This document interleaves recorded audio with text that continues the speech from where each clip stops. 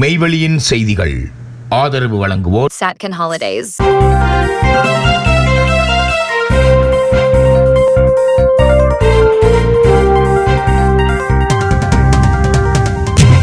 வணக்கம். மெய்வெளியின் செய்திகள் வாசித்தளிப்பவர் சாம் பிரதீபன். முதலில் இலங்கை செய்திகள்.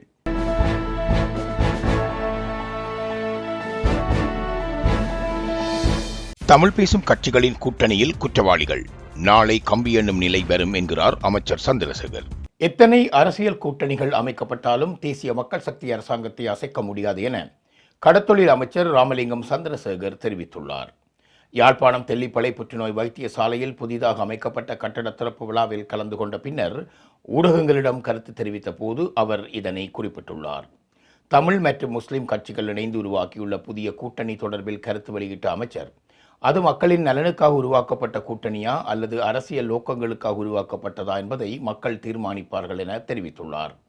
இந்த கூட்டணியில் இணைந்துள்ள சில அரசியல் கட்சிகள் மற்றும் தலைவர்கள் தொடர்பாக பல்வேறு குற்றச்சாட்டுகள் முன்வைக்கப்பட்டுள்ளதாக குறிப்பிட்ட அவர், கடந்த கால அரசியல் செயற்பாடுகளை மக்கள் கவனித்து வருவதாகவும் கூறியுள்ளார்.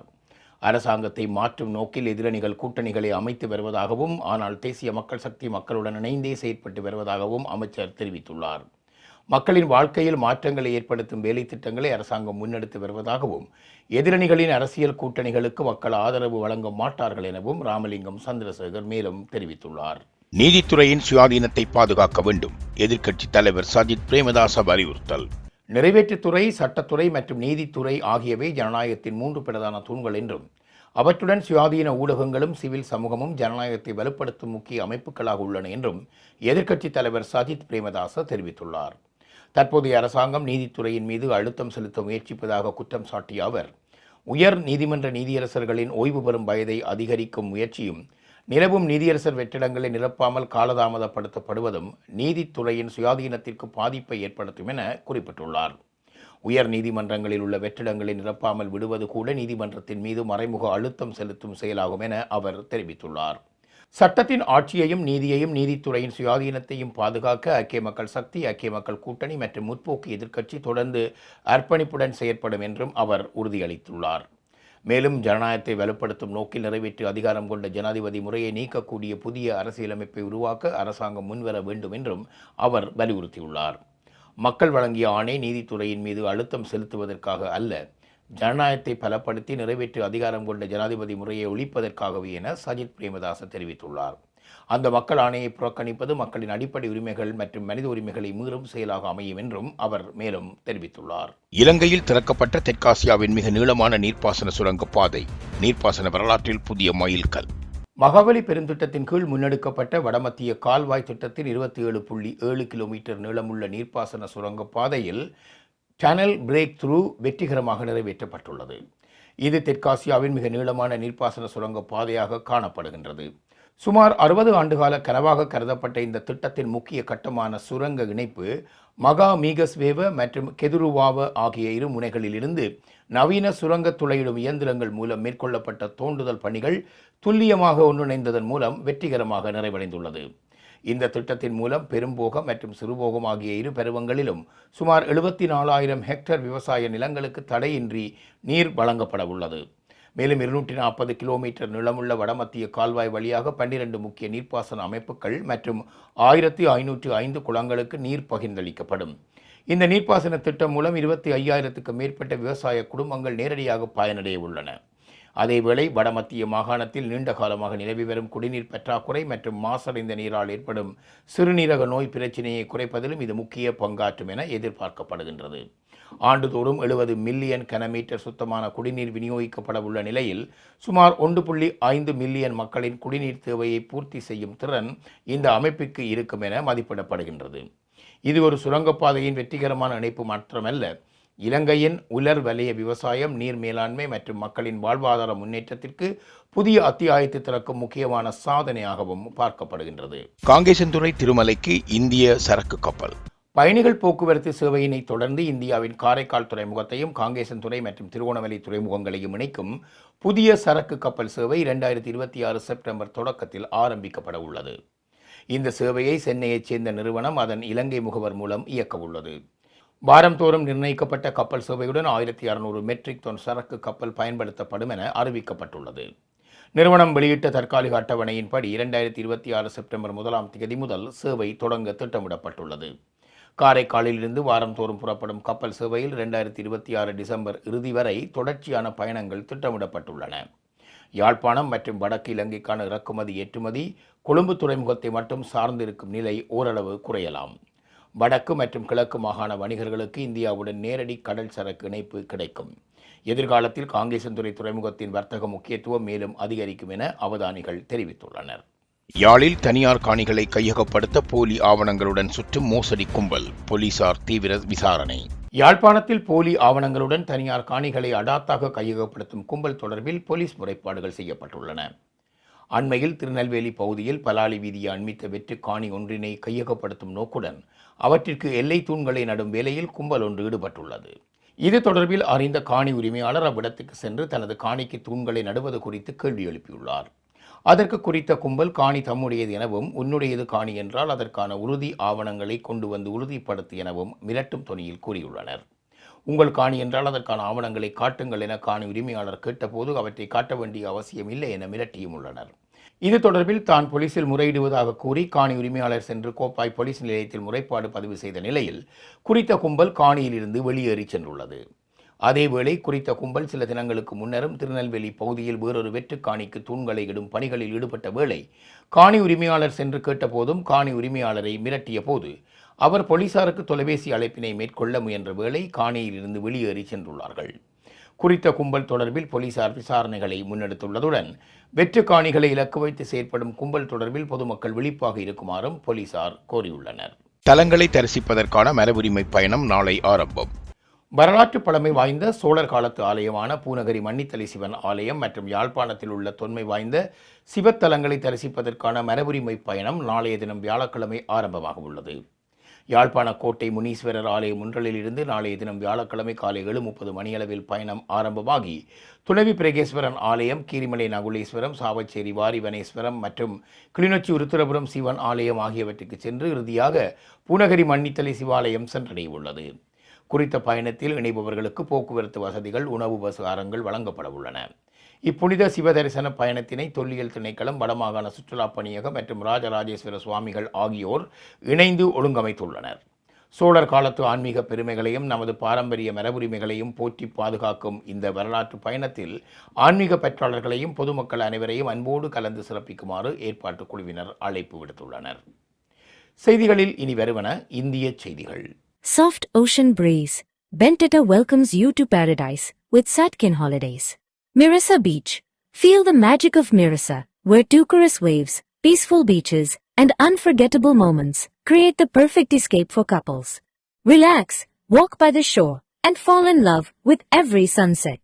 Weligama. Adventure meets romance in Weligama. Surf, smile, and enjoy the beauty of Sri Lanka with Satkin Holidays. Your dream beach getaway starts here. Satkin Holidays. For more info, contact www.satkin.com.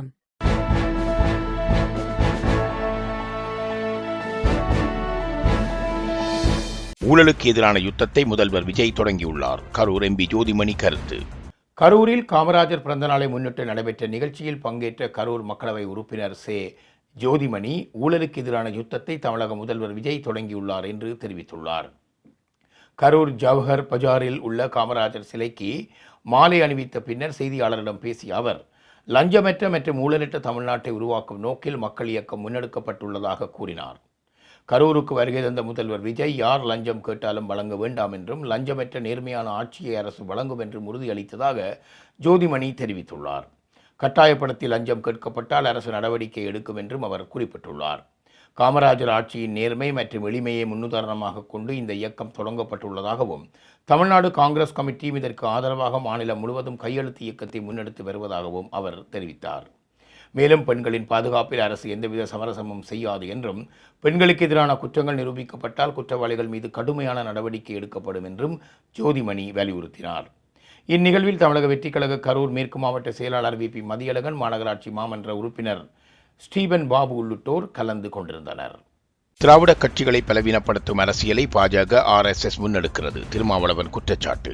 விடுதலை சிறுத்தைகள் கட்சி தலைவர் திருமாவளவன் தமிழ்நாட்டில் திராவிட கட்சிகளை பலவீனப்படுத்தும் அரசியலை பாஜக மற்றும் RSS முன்னெடுத்து வருவதாக குற்றம் சாட்டியுள்ளார். அரியலூர் மாவட்டம் அங்கனூரில் தனது தந்தை தொல்காப்பியனின் நினைவு நாளில் அஞ்சலி செலுத்திய பின்னர் செய்தியாளர்களிடம் பேசிய அவர், தமிழ்நாட்டில் இருதுருவ அரசியலை உருவாக்கும் முயற்சியில் தமிழக வெற்றிக் கழகம் ஈடுபட்டுள்ளதாகவும், அதேவேளையில் அதிமுக மற்றும் திமுக ஆகிய கட்சிகளை பலவீனப்படுத்தும் அரசியல் திட்டத்தை பாஜக செயல்படுத்தி வருவதாகவும் தெரிவித்துள்ளார். அண்ணாமலையின் அரசியல் நடவடிக்கைகளும் அதிமுகவின் வாக்கு வங்கியை இலக்காக கொண்டவை தான் என தான் கருதுவதாகவும், இது சங் பரிவாரின் அரசியல் உத்தியின் ஒரு பகுதியாக இருக்கலாம் என்றும் அவர் கூறியுள்ளார். மேலும் சேலம் அருகே அம்பேத்கர் சிலை தொடர்பான விவகாரத்தில் பதிவு செய்யப்பட்ட வழக்குகளை திரும்பப் பெற வேண்டும் என்றும், நாகர்கோவிலில் உயிரிழந்த கைதி சபரிவர்மன் மரணம் குறித்து முழுமையான விசாரணை நடத்தி பொறுப்பு கூறுவோருக்கு எதிராக கடுமையான நடவடிக்கை எடுக்க வேண்டும் என்றும் அவர் வலியுறுத்தினார்.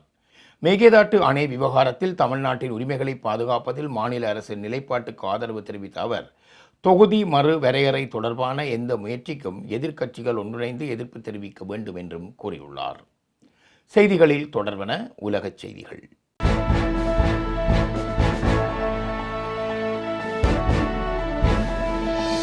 ஹார்முஸ் மீண்டும் போர்க்களமாகிறது. ஈரான் மீது தொடர் தாக்குதல். அமெரிக்கா கடற்படை முற்றுகையை மீண்டும் அமுல்படுத்தியது.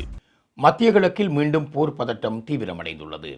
ஹார்முஸ் நீரிணை வழியாக சென்ற வர்த்தக கப்பல்கள் மீது ஈரான் தாக்குதல் நடத்தியதாக அமெரிக்கா குற்றம் சாட்டியதைத் தொடர்ந்து ஈரானிய துறைமுகங்களுக்கு எதிரான கடற்படை முற்றுகையை அமெரிக்கா மீண்டும் அமுல்படுத்தியுள்ளது. இதன் மூலம் அமெரிக்கா ஈரானிடையே முன்னர் எட்டப்பட்டிருந்த தற்காலிக போர் நிறுத்தம் நடைமுறையில் முறிவடைந்துள்ளதுடன் பிராந்தியத்தில் மீண்டும் முழுமையான மோதல் உருவாகும் அபாயம் அதிகரித்துள்ளது. அமெரிக்க இராணுவம் முற்றுகையை அமல்படுத்துவதற்கு முன்னதாக ஈரானின் ஏவுகணை தளங்கள், ட்ரோன் வசதிகள் மற்றும் கடலோர பாதுகாப்பு மையங்கள் மீது வான்வழி தாக்குதல்களை மேற்கொண்டதாக தெரிவித்துள்ளது. இந்த தாக்குதல்கள் நடைபெற்றதை ஈரானும் உறுதிப்படுத்தியுள்ளதுடன் தங்களின் இராணுவ திறனை பலவீனப்படுத்த அமெரிக்கா முயற்சிப்பதாக குற்றம் சாட்டியுள்ளது. இதற்கிடையில் ஹார்முஸ் நீரிணை வழியாக செல்லும் கப்பல்களிடம் 20% கட்டணம் வசூலிக்கும் திட்டத்தை அமெரிக்க ஜனாதிபதி டொனால்ட் ட்ரம்ப் கைவிட்டுள்ளதாக தகவல்கள் வெளியாகியுள்ளன. வளைகுடா நட்பு நாடுகளின் கோரிக்கையை தொடர்ந்து அதற்கு பதிலாக அமெரிக்காவின் பில்லியன் கணக்கான டாலர் முதலீடுகளை மேற்கொள்ள அந்த நாடுகள் இணக்கம் தெரிவித்துள்ளதாக வெளிநாட்டு ஊடகங்கள் செய்தி வெளியிட்டுள்ளன. உலகின் எண்ணெய் மற்றும் இயற்கை எரிவாயு விநியோகத்தில் சுமார் 20% ஹார்முஸ் நீரிணை வழியாகவே நடைபெறுவதால் அப்பகுதியில் ஏற்பட்டுள்ள பதட்டம் உலக எரிசக்தி சந்தையில் தாக்கத்தை ஏற்படுத்தியுள்ளது. கச்சா எண்ணெயின் விலைகள் மீண்டும் உயர்வை பதிவு செய்துள்ளதுடன் சர்வதேச கப்பல் போக்குவரத்து மற்றும் விமான சேவைகளுக்கும் எச்சரிக்கைகள் விடுக்கப்பட்டுள்ளன.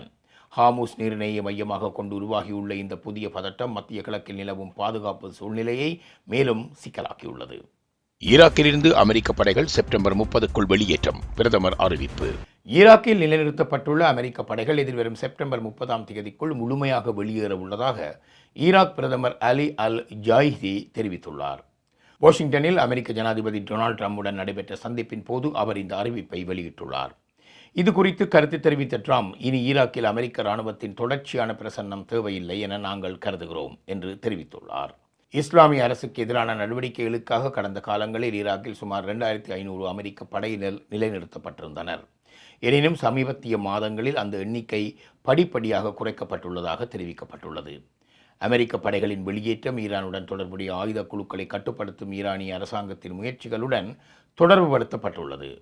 செப்டம்பர் 30ஆம் தேதிக்கு பின்னர் ஈராக்கில் அரசாங்கத்தின் கட்டுப்பாட்டுக்கு வெளியே எந்த ஒரு அமைப்பும் ஆயுதம் ஏந்த அனுமதிக்கப்படாது என பிரதமர் அலி அல் ஜாயிதி தெரிவித்துள்ளார். அதேவேளை அமெரிக்க இராணுவம் வெளியேறும் நிலையில் இரு நாடுகளுக்கும் இடையிலான பொருளாதார மற்றும் வர்த்தக ஒத்துழைப்புகள் தொடரும் என்றும் அமெரிக்க நிறுவனங்கள் ஈராக்கில் அதிக அளவில் செயற்பட வாய்ப்புள்ளதாகவும் தெரிவிக்கப்பட்டுள்ளது. இத்துடன் மெய்வழியின் செய்திகள் நிறைவு பெற்றன. தொடர்ந்து நமது செய்திகளை பார்வையிட www.மெய்வழி.com என்ற எங்கள் இணையதளத்தை பார்வையிடுங்கள். அத்தோடு மெய்வழியின் யூடியூப் தளத்தையும் சப்ஸ்கிரைப் செய்து கொள்ளுங்கள். வணக்கம்.